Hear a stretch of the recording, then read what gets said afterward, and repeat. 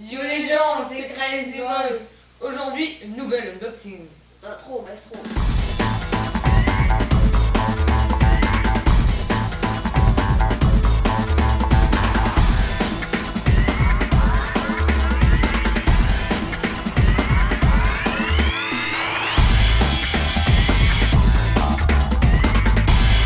Donc aujourd'hui, on se retrouve avec le Pirate XTR de chez T2M. Donc un Monster Truck 4 roues motrices. Alors, donc, on l'a déjà ouvert on a déjà ouvert la boîte, mais on n'a pas eu encore utilisé. Voilà. Donc, tout de suite quand on ouvre, comme d'habitude, on trouve le manuel d'utilisation. On sait pas les couilles. Voilà. Donc dans le carton, on a cette partie-là. C'est compartiment. Où on trouve la télécommande. Donc une télécommande assez classique avec 8 piles AA. Qui est plutôt cool, hein, franchement. Bon, elle manque un peu de précision au niveau des virages, mais elle est plutôt cool avec quelques boutons de réglage on-off derrière. Non, franchement, elle est bien.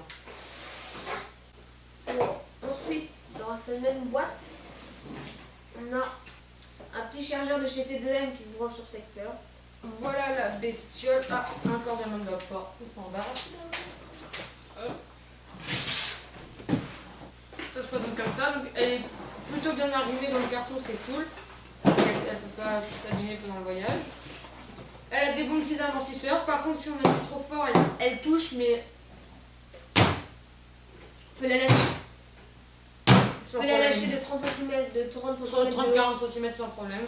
Donc quand on l'ouvre, on voit directement un renfort en aluminium brossé bleu, qui est magnifique. Ensuite, on voit il y a des amortisseurs, donc c'est en plastique, ils sont pas en alu, mais ils sont très efficaces.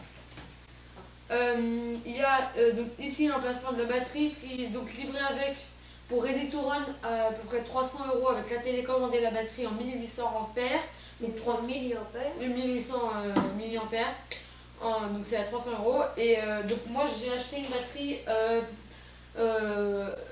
NIMH 7V2 en 4700 milliampères. Ça dépote un peu plus et je trouve que c'est le minimum ce qu'il faut pour un Monster Truck pour qu'il ait un peu de puissance. Voilà. Donc là on a le moteur avec le radiateur, le variateur et là le servomoteur.